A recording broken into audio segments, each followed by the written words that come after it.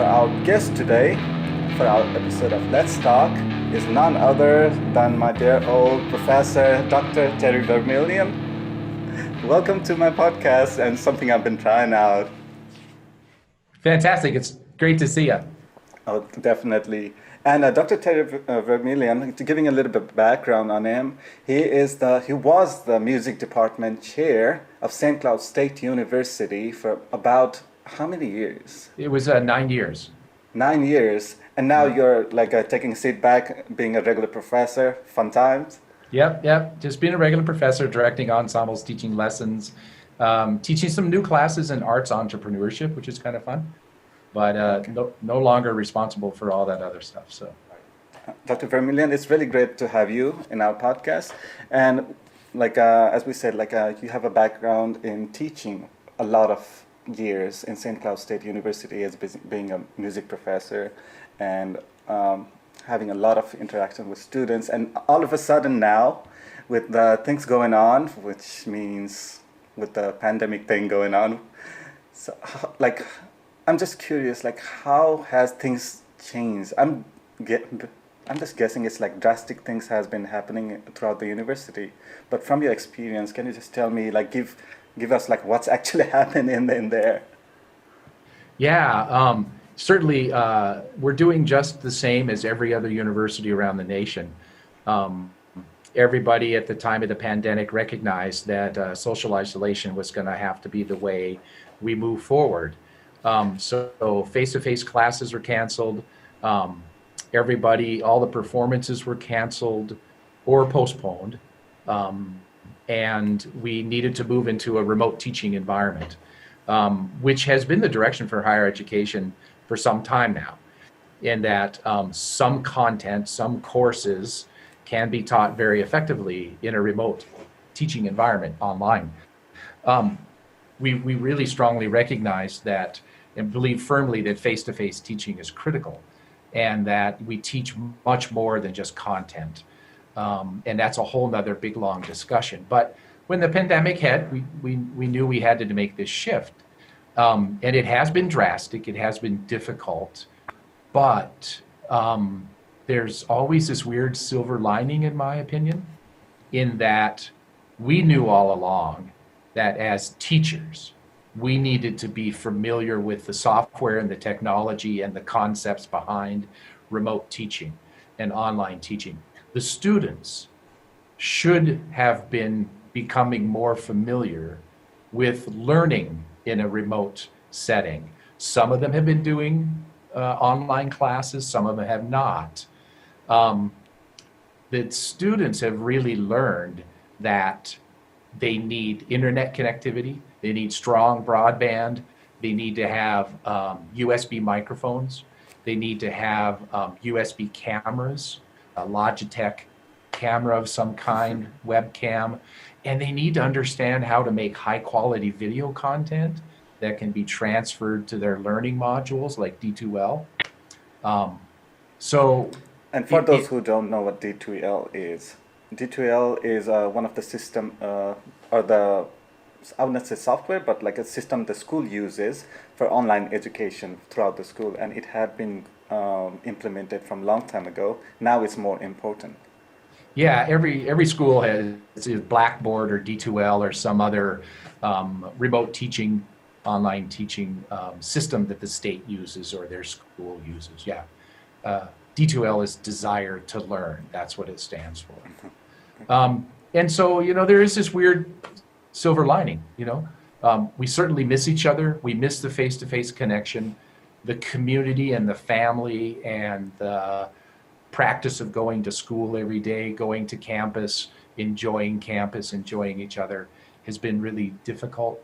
It's been hard. We miss that a lot. We miss our audiences a lot. Um, all of our concerts and performances were canceled. Um, all of my personal gigs as a freelance musician have been canceled. Um, and they've been canceled throughout the whole summer now because we really don't know what's going to happen, when we're going to be allowed to have audiences again, and what that might look like. Yeah, as a musician and like feeling like the feeling of emptiness when you have no audience, like when you're performing and there's no audience, the feeling is there, and now you're just like you can't have an audience.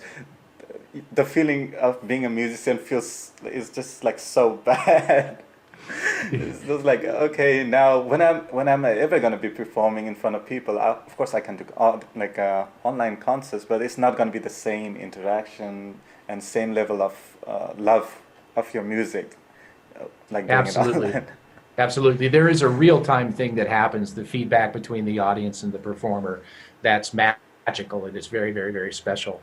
What has been interesting is seeing all of my friends and colleagues, again, the silver lining, learning to master the technology and concepts behind live Facebook broadcasts, YouTube live. And so I have a great friend who just recorded a bunch of videos for my virtual day of percussion that we did.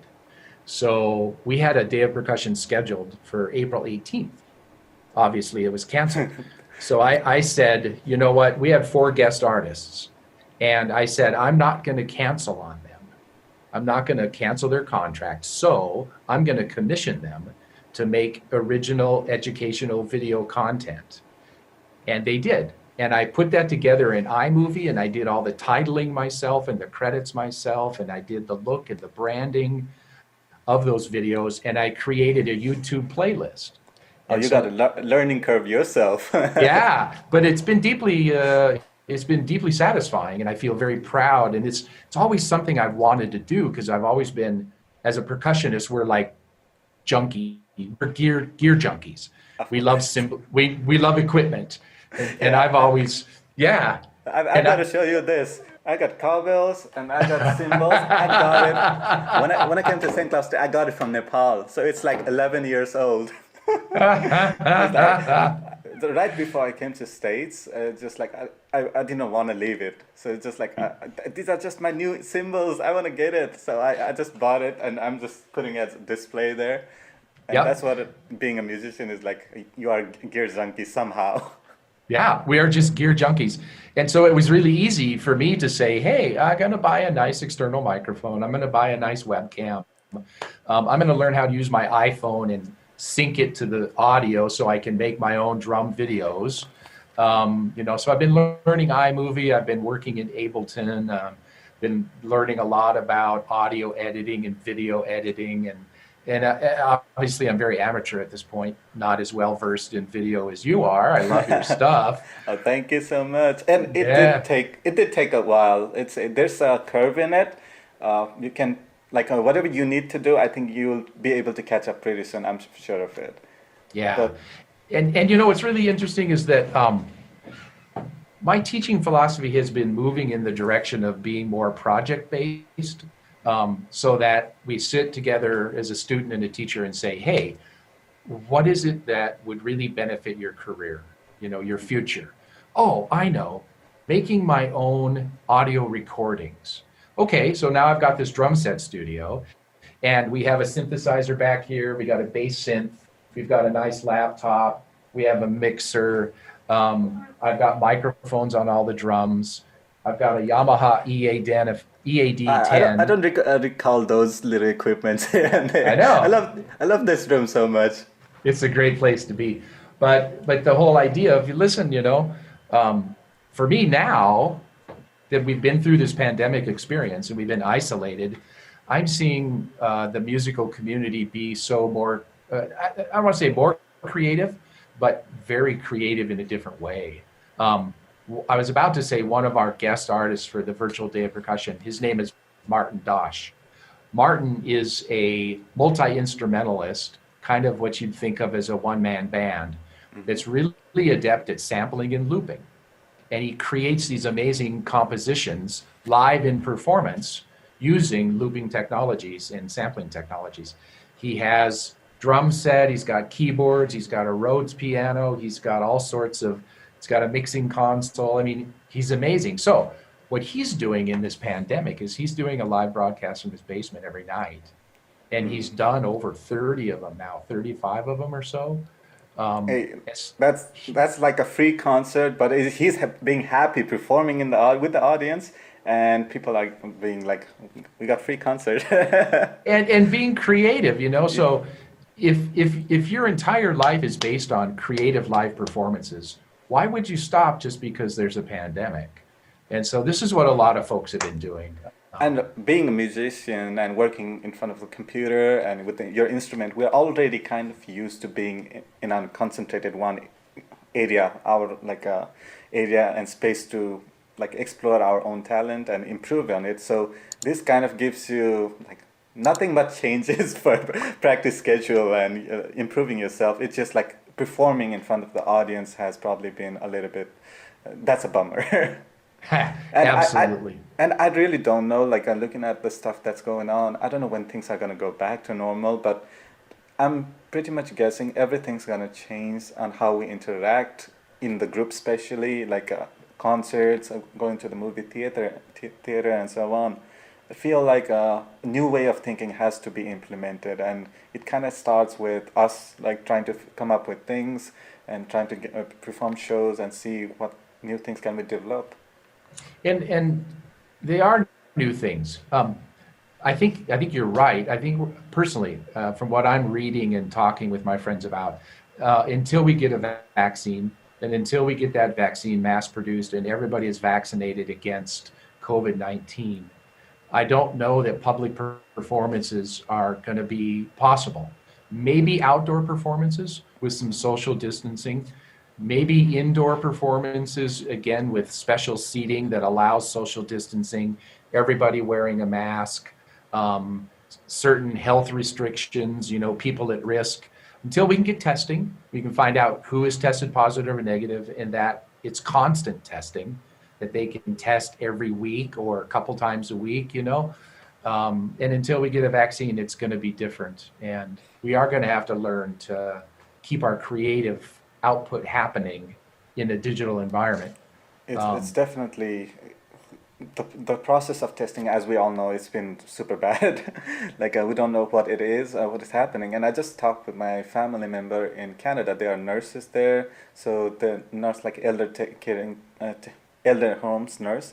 So they have had a lot of few people like. A lot of old people are dying because of the virus, and as you can think, like the nursing homes are gonna be worried. Like, okay, nobody wants to be in a nursing home. There's economic impact everywhere, and like being, like just being scared, like things happening, people dying, is kind of gonna be a little bit normal, unfortunately, for us. Like, we're gonna have to come in a point where I think it's gonna be like, okay, like if I catch it, I catch it. We gotta do it somehow because this. I almost think like this is gonna go a little bit longer than we would want it to be, and people are just gonna get tired of it. They need to survive. Musicians need to do shows one way or the other. Maybe there's, as you said, the social distancing way might be the way how things are gonna be in the art field somehow, and then that's an experiment the world needs to come up with itself. Yeah.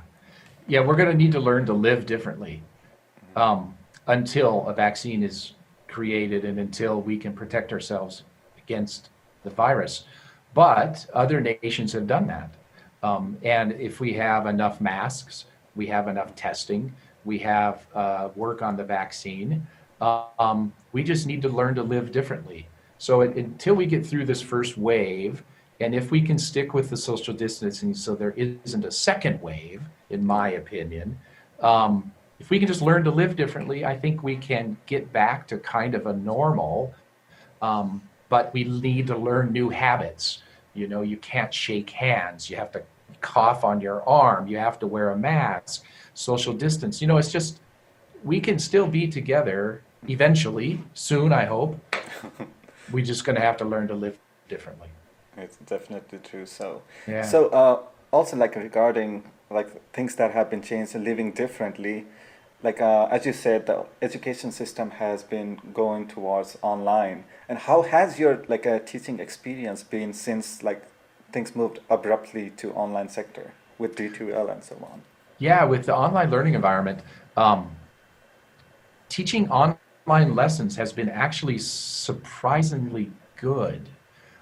It's not as good as face to face, but personally, I sense a bit of relaxation on the students' part because they're in their home environment and they're not in my office on the spot with me staring and breathing down their neck to play their music and perform their music. You know, there's a certain level of, I used to get nervous for my lessons.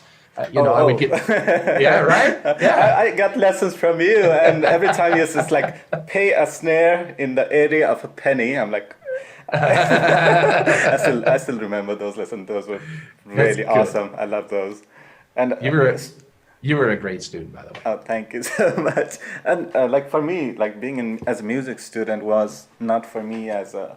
I came in a different perspective in the sense like, we'll come back to the online learning just a bit, but I want to reminiscence about the first day I came to you, and I wanted to talk about, okay, I'm an internet, like I'm from Nepal. I need to study. I want to study music. I have a little bit of background in music. I've had album produced, like, and I love playing drum sets. And you were like you're a percussion. Your major instruments percussion, and you teach percussion professor who is also department chair. So I was like, okay, let's talk and let's see what happens. And I remember the first conversation you went through is like, you're not studying music just because it's you want to get a job or so on, but it's more like you want to study because you want to study music. And that has been like first I thought of it as like, I don't know, like maybe you're selling me music class, but more I think of it, I feel like I really wanted to study because I really wanted to understand music and what it is, what is the theory behind it, and what the future holds for what kind of music we can create. As a composer, it felt so relieving that I want to study and I want to improve on my things. And like it has been a roller coaster since then. Music is not an easy subject to study. I'll tell you, right after nursing, it's music. That's the difficult courses. It is difficult. It takes a lot of dedication. What's interesting, you came to me, and I remember vividly uh,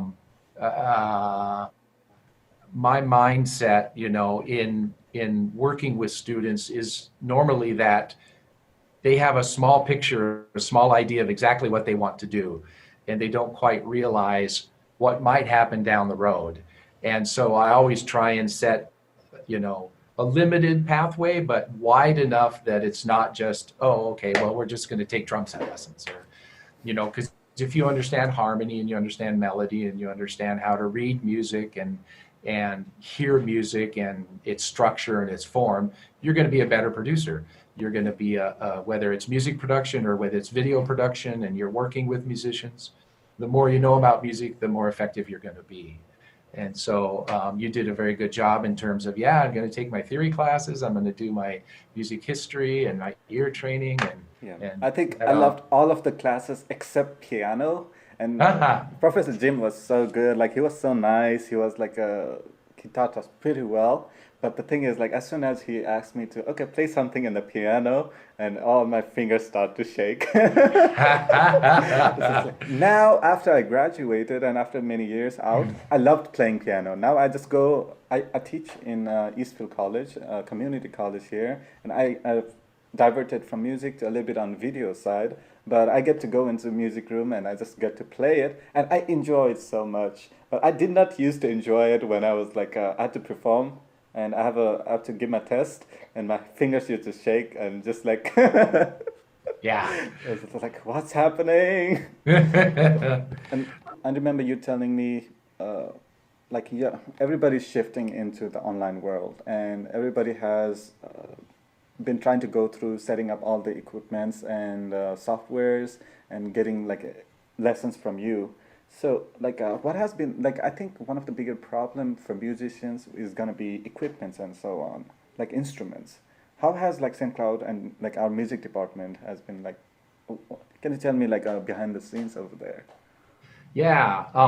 It has been that some of the students have been relegated to instruments they have at home.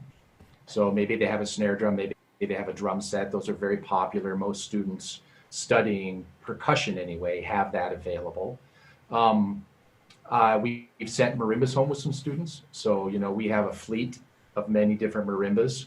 And if for some reason we're still in an online mode fall semester and we're not doing face-to-face classes, we will loan instruments to the students so they can take a marimba home. One student has a vibraphone at home. I imagine somebody could take a xylophone at home. So they can still work on their mallet percussion. Okay. For Um, those people who don't know what my xylophone and marimba are, I'll put up some pictures in there. And these were new instruments for me. I'm just guessing all of the trouble of just taking it apart and putting it in the truck, in your car, and taking it home. These are gigantic instruments. Yeah, they do. They all come apart, and we do have cases for them, and they can be transported. It's a little bit of a hassle, but not insurmountable. Um, but they can take tambourines home. They can take crash cymbals home. Some of the smaller percussion instruments. Um, Timpani, no, you can't really take timpani Yeah. home. So I don't know. But this is what a lot of my colleagues around the nation, other teachers, that's what they're talking about. It's like, what are we going to do in fall semester if there's no face-to-face classes? So one of the things is we'll be assigning instruments and sending them home. The other thing for the student is, do they have a space for it? Yeah, I have lots of my percussion method students.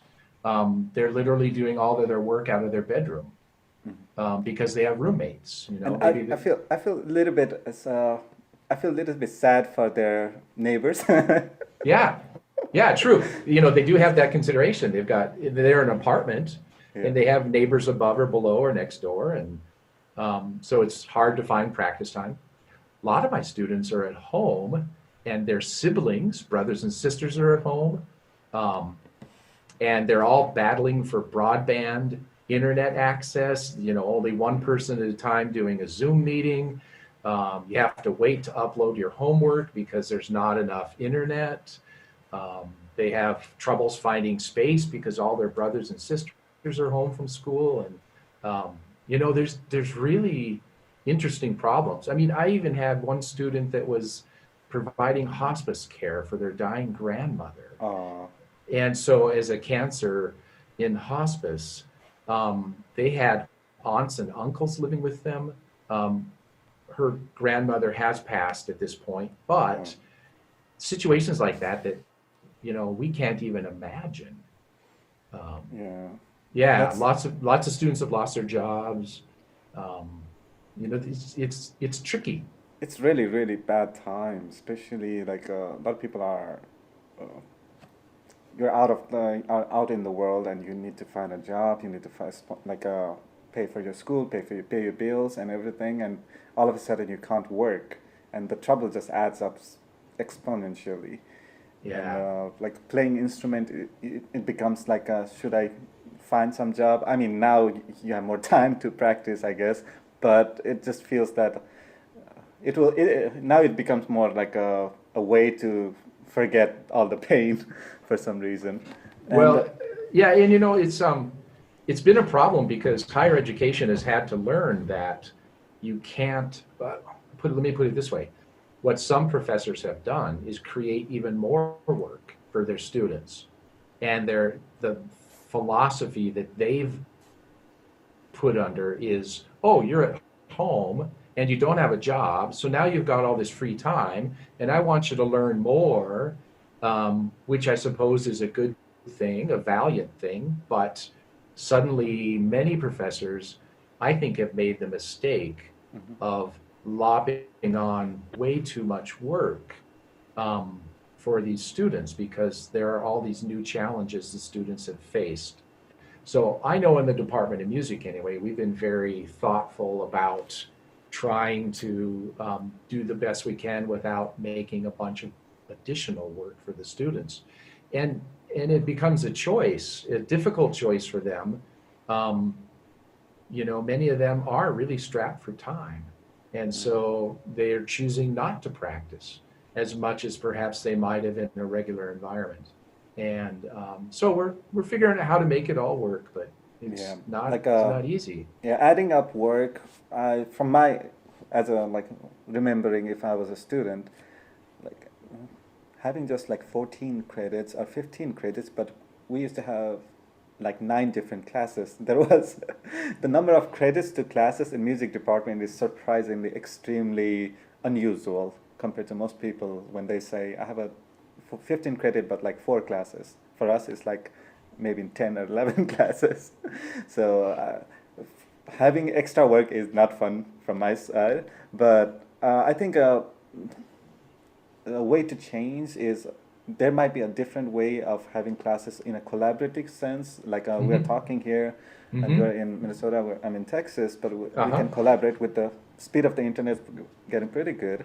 And maybe some classes can be more collaborative in that sense, maybe some experimental, but yeah, having the basis for theory and having playing instrument and practice, I don't think anything can substitute for it, but some things has to switch up in other sense to Yeah. accommodate like students' life. And I guess I'm trying to say is make it a little bit easy for students.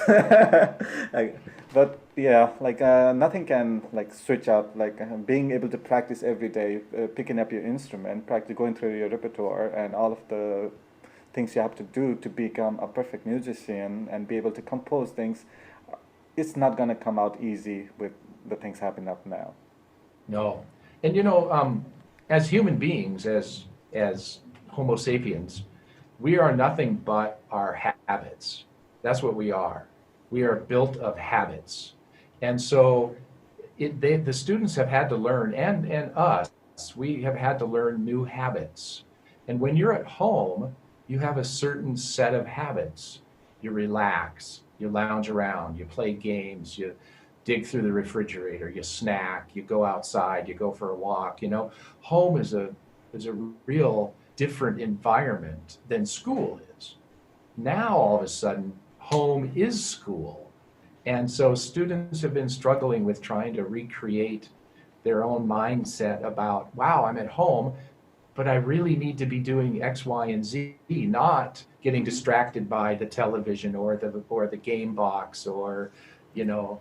So yes, that is still part of home. You still need to relax and you still need to, but so there's this weird new way of thinking that we've heard a lot about from students, and we've had to try and help coach them and trying to shift the way they think about that environment. Everything has been online and everything has been switched up to work from home, study from home. So for new students who would want to come in maybe summer or fall semesters, how would you encourage them to still know the value of going to a university, but still having that communication with the university, but studying from home if things doesn't work out with the virus and stuff? Yeah, that's a great question, interesting question. Um, I'm also been, for the past couple of summers, I've been serving as an advisor for the summer sessions. And so that face-to-face interaction with people and professors and parents has been really critical in helping new students feel like they have a home and a place and they're welcome and get excited about being on campus. We're going to be doing all the advising this summer online. And so we are working as a team to create that online experience that is still going to share the enthusiasm we have as teachers and professors, and what it's going to be like when they do finally get a chance to come back to campus. Um, I think that if you look into your life, right, and you look back at people that really made an impact on your life, it could be family members, could be a grandparent, could be an aunt, uncle, could be your parents, could be a brother, sister. That impact, you experienced it in real time as a real person. And that is really what the university is about. It's coming face to face with brilliant people, new ideas, new spaces, new technologies, new places to be creative. And that is what's going to really have an impact. Yes, you can have an online module, you can have a video lesson, you can absorb all of that on your instrument, but having a professor that's there to talk with and share with and to sit in and demonstrate and play for you the way they see it done, that's impactful, and that's the impact we hope to make, and that we do make in our real face-to-face classes. And we want to get back to that as soon as we can. Yeah. Okay.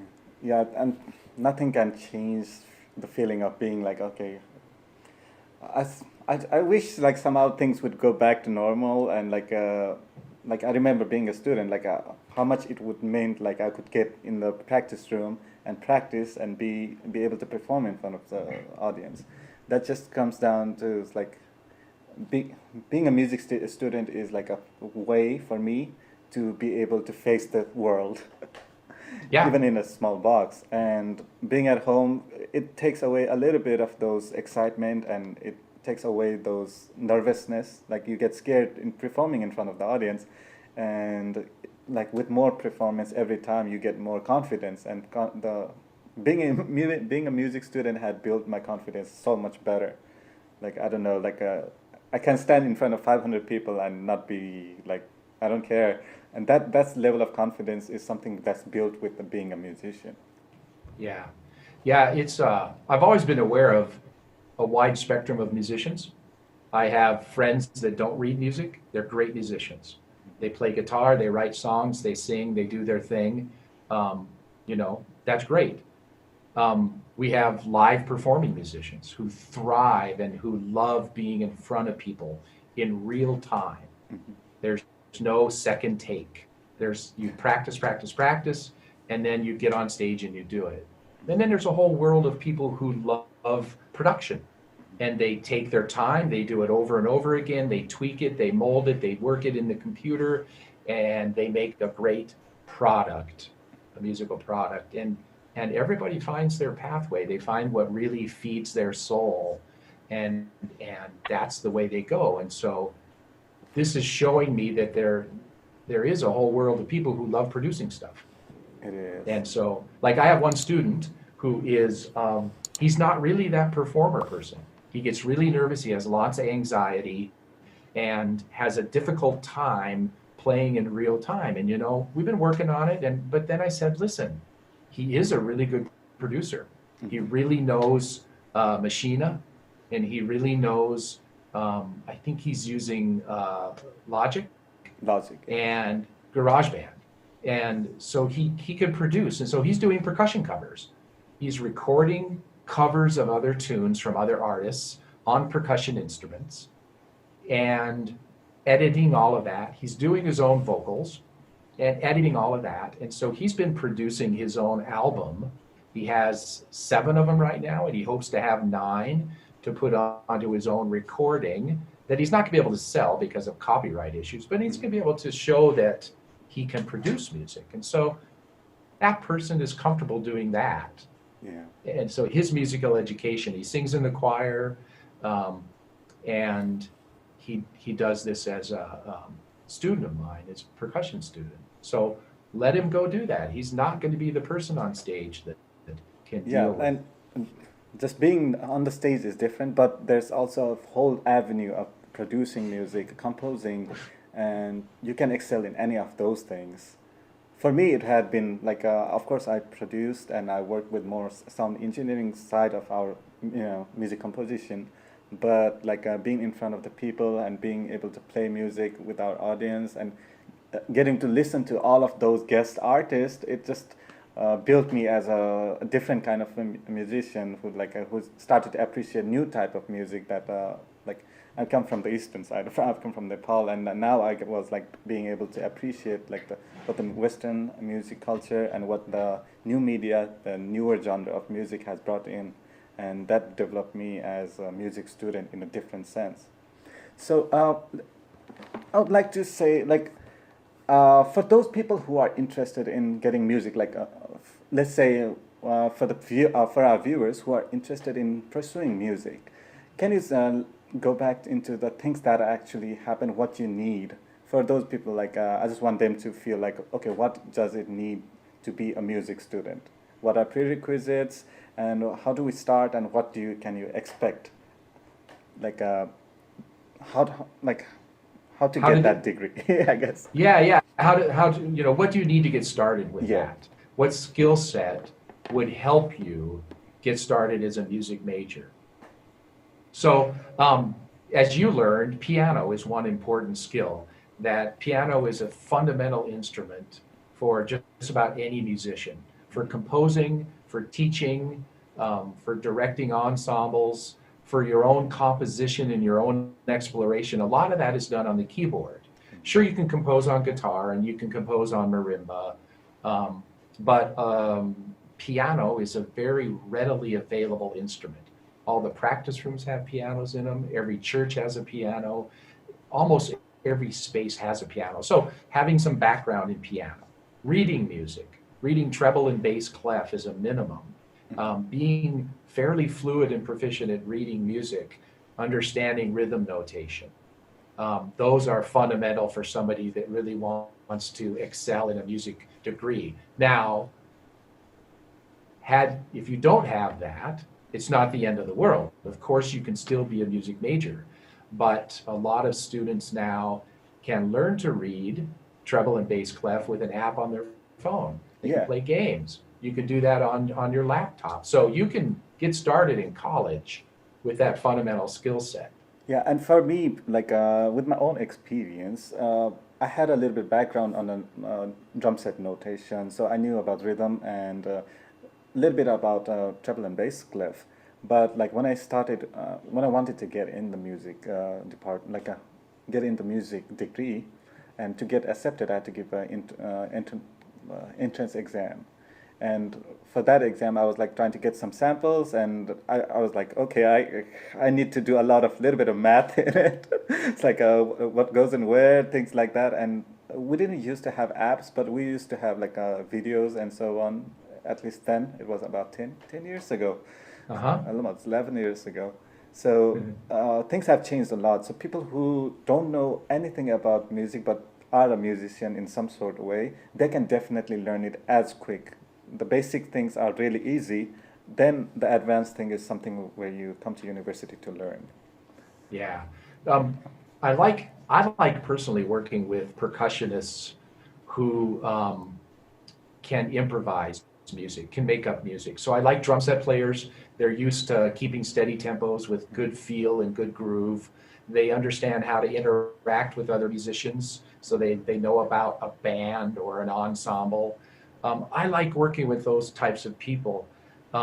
And sometimes they also have the ability to read music. But if they don't, at least they have the ability to make music, to play music. Maybe it's guitar. I've got some guitarists in the contemporary music ensemble that don't read very well, but they really do understand how to make music on their guitar. And they can then learn the notes, learn the rhythms, and get it on their instrument. But what happens if you don't know how to read is it just takes so much more time. It does. Practice time, right? But so if you can read really well, you're going to save time in the practice room, and you're going to be able to gobble up music so much quicker than oh man, it took me a week to learn 8 measures, when it should only take you an hour. Now I'm getting like a little bit of PTSD. It's just, my eyesight was bad, and I need to wear glasses, which I didn't wear most of the time. And I was like, okay, I can't see it, and maybe I didn't want to wear glasses to be like, okay. You're not the only student, I have to tell you. I always end up with a couple of students. It's like, you need to go see the eye doctor and get your prescription checked out, or just start wearing your glasses. It's like my nose used to hurt. I'm like, okay, I can't do it. I can see it blurrily. I can see the shapes and all the accents and here and there. And I tried to go through a lot of memory, but eventually I was like, okay, I know this music, and I was able to play it, but I don't recall watching a lot of YouTube videos. But now, the way I would change it is I would really listen to the actual music and look at the score. Before it used to be, I used to look at the score, but I couldn't think of the music, what it is. I had to play the recording and a CD, which was like extra steps. Yeah, and so much of the literature now, like for marimba or even for snare drum, so much of that is on YouTube. Yeah. So, and major companies like Vic Firth, the drumstick company, they have a whole educational section. All the drum companies do now. And like with Vic Firth, they have the fundamental marimba series. So you can go look at those beginning level marimba pieces that you started on and my other students start on. You can see them performed by professionals, and it's like, yeah, now it's all on video. You can hear it, you can see it, you can look at their technique, you can figure out what sticking they're using. you Yeah, know that's so much helpful. you've got it all. Yeah, and for those people who are already okay, they are inside the program, they have been accepted. What can they expect out of the music degree? Like I know I can recall a lot of things, but for our audience who want to know about like okay, what do I get out of the music, going into trying to get a music degree? So like first thing I would love to say is the music called concerts and the experience you can absorb is tremendous. It's like that was amazing. So from your perspective, what would you want them to achieve, like being a music student? Yeah, boy, that's another great question. You're full of great questions today. Oh, The first thing is that you got to be happy. You have to wow. love what you're doing. And if you love music, you're going to love being a music major. And I'm not selling a music major, but you're going to be happy. You're going to come to practice every day, perform every day, learn more about music every day, understand more about music every day. And that's going to make you happy. You're going to love it. Second of all, you're going to learn about music. You're going to graduate with a music degree being that one person in a group of people. If you sat in a room with 400 people and you could stand up and say, "Hi, I play marimba," and anybody else in this room play marimba? And they're like, and you look around and there might be one other person. Or, I can play this piano sonata, or I can perform with an orchestra. Anybody else in this room perform with an orchestra? So you're going to be a very special, highly specialized skill, right? It The is. other the other thing is, you said it best. You learn confidence in yourself and your abilities. And the way you learn confidence is by identifying a problem, tackling that problem, strategizing, setting goals, being consistent, having commitment and dedication, collaborating with others on how to solve that issue. You work with the band in a social setting. These are all what people used to call soft skills. There's the hard skill, which is, yeah, I play a musical instrument. But all those other skills that you develop over 4 years. And you can go out and be a member of a corporate team and learn how to work with others, learn how to strategize and set goals, learn how to develop a map of, hey, I need to do this week. Next week, I need to do this. The week after, I need to do that. Yeah, it used to be a lot of scheduling. Like as having Yeah, like 8 9 classes in semester, I was like, I have yeah. piano, I have percussion studies, I have marimba, I have a jazz band, orchestra, and those are like sounds like heavy words, but those were like normal life. The rest, And you had to set that schedule, yeah, and you had to set the goals for each one of those, and you had to map out what you were going to accomplish that week on that music. And that's the skill set that musicians deal with all the time. And now, in the age of COVID-19, you're dealing with promoting yourself, marketing yourself, developing materials, online materials to keep yourself in front of people. You're learning how to book gigs, how to manage that money, how to work with taxes. This is the arts entrepreneurship side of things that I'm now teaching in the past 3 years. So we now have a minor in arts entrepreneurship. And that's so amazing. I love that idea. I really am enjoying it a lot, and I'm learning a lot about building a business plan, about budgeting, about marketing, managing, promoting your artist statement, web materials, resume, business cards. I mean, the list is kind of long, but every music major is now going to have to take the Intro to Arts Entrepreneurship class. And they can continue with the minor if they want, but every music major is going to have to take that class Yeah. because it's that important in this new age. And it's been that important for the entire history of being a musician, understanding that people usually don't learn that until they graduate. And then they're like, oh God, what do I do now? I need to build my own teaching studio. I don't know how to do that. Yeah. It's like Yeah. almost like every musician needs to be their own marketer. You need Yeah. to be able to sell your art. It's not like a literal sense of selling your art as somebody would buy it with money, but it's selling or letting the people know you are there with your skill, and you can produce music, you can create music for somebody else, you can give out your skills in this like a large concentration of media world where everything is getting drowned in digital media. You have to be able to compete. Yeah. Because now there's going to be even more competition now in the online environment because everybody is going to be moving online with their businesses.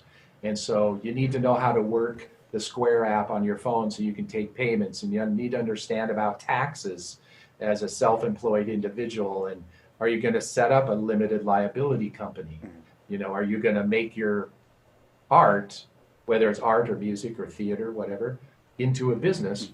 You need to understand how to get started with it while you're in college. And then when you do graduate, you at least have kind of a direction you can go in.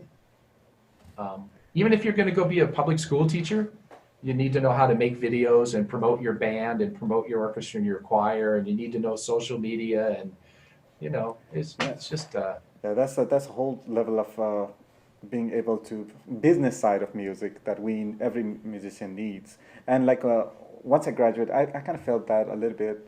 Like once I graduated, and I need to find, okay, what am I gonna do? I studied music because I wanted to, and I need to feel like I don't want to do. Like I don't want to continue music in that sense. I want to continue as a artistry. I want to create music. Maybe I like to go into different field, and that was the level of time when I was like really trying to figure out what I wanted to do. And do we have like at least in SoundCloud, like once you graduate, there are different options.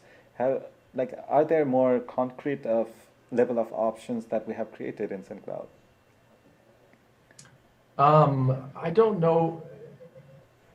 Now again, if I understand your question, the arts entrepreneurship program and the introduction to arts entrepreneurship helps develop those materials important in marketing and promoting your art so that when you do graduate, you can take advantage of opportunities.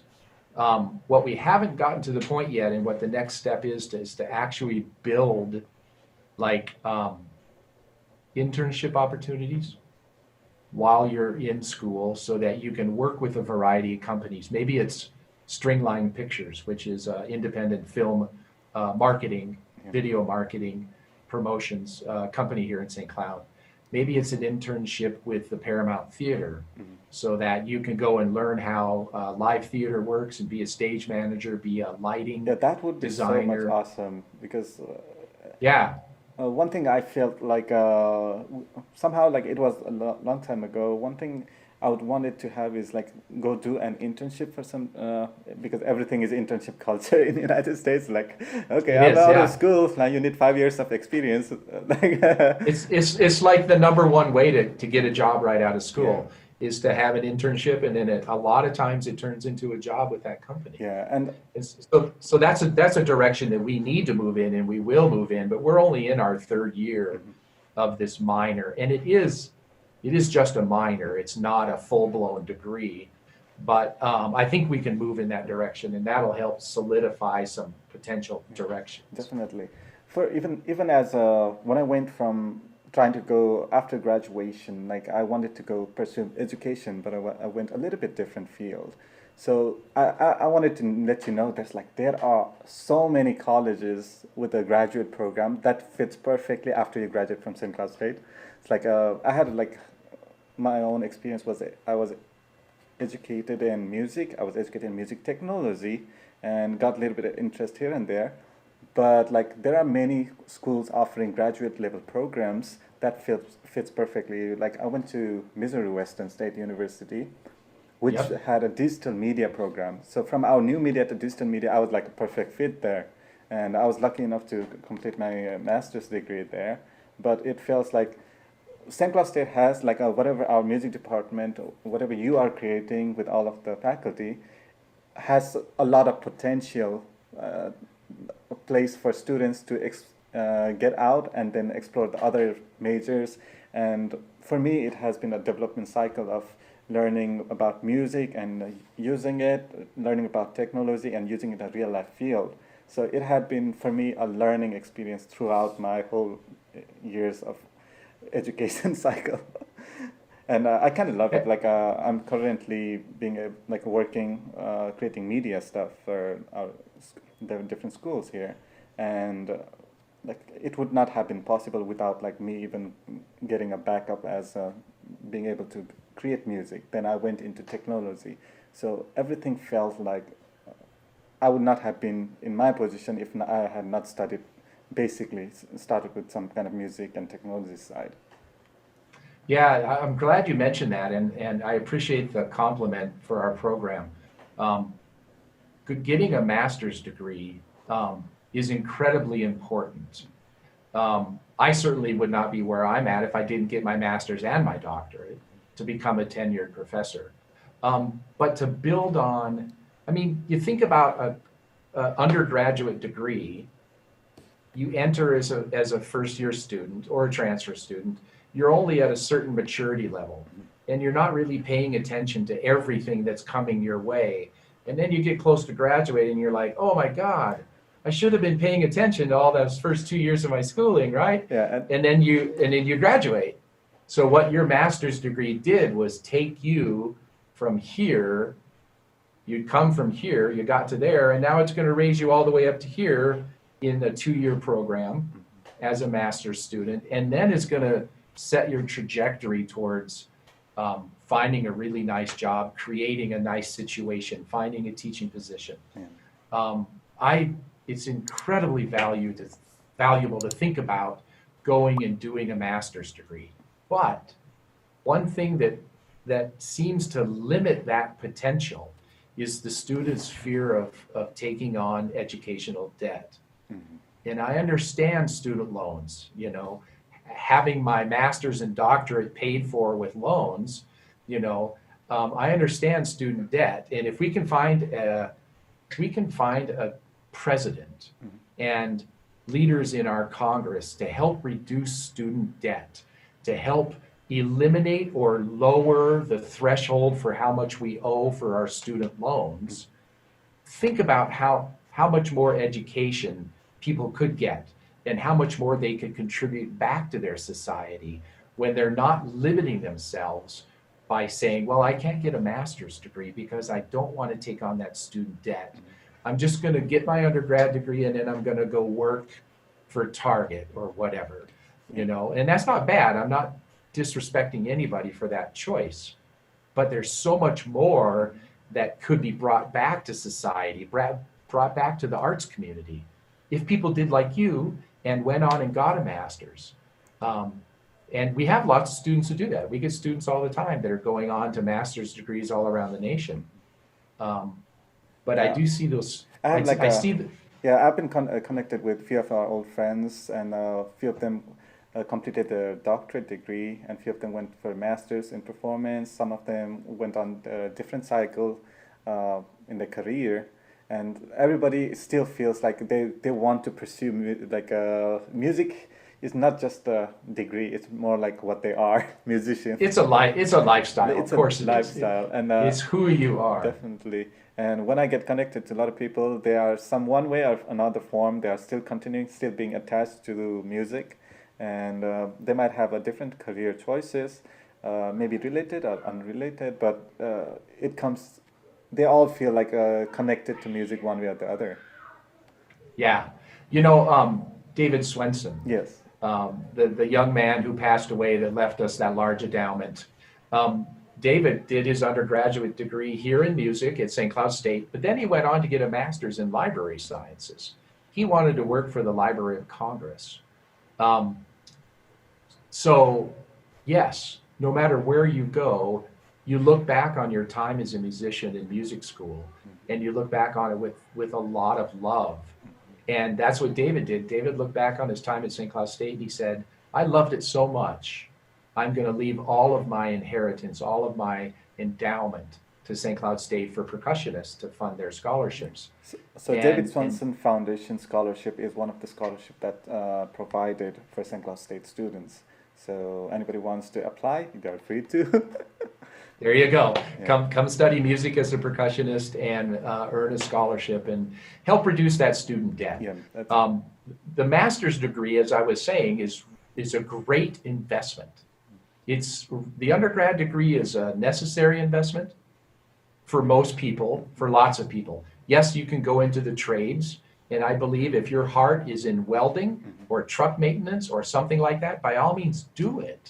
You know, you don't have to go to college. You can go to your 2-year school, earn your trade degree, and go out and get a great job and be really happy. But there's a lot of other people that need to earn a 4-year college degree and go on and get a master's. It's a great investment. Now, the doctorate is another thing. You know, like you need to really stop and think about what is going to be the return on investment of getting a doctorate. And for many people, sure, go get your doctorate and get a job teaching at a university or a college or a 2-year school or whatever. But many times you have to stop and really think about it. But a master's is a fantastic investment, and I'm so happy that you did that. Oh, And thank you. yeah, It, yeah. it felt like okay, now I can concentrate and I can, how do you call it, leverage my education, whatever I learned in undergrad, and use it where the field and the market needs it. And the degree provided by my master's school in Missouri was like a perfect fit. So I was lucky to find that school because a lot of this, I guess it's a problem for all the students who want to pursue higher education is like they get lost in trying to find the university.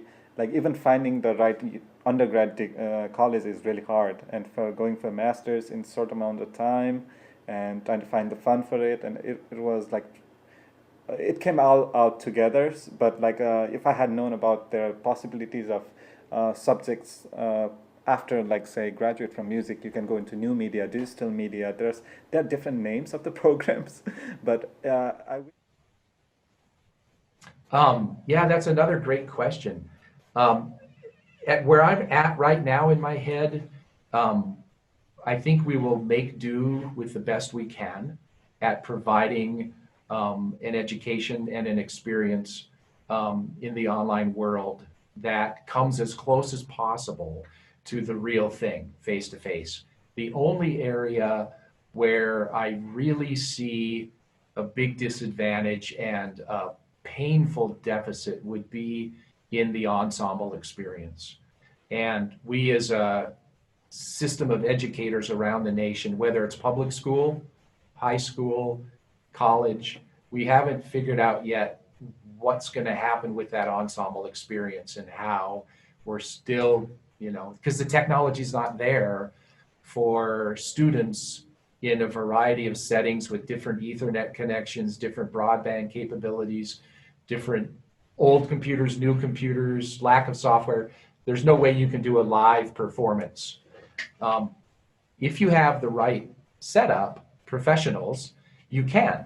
And there are people there's some open source softwares out there that do provide small groups of musicians the ability to play online synchronous at the same time.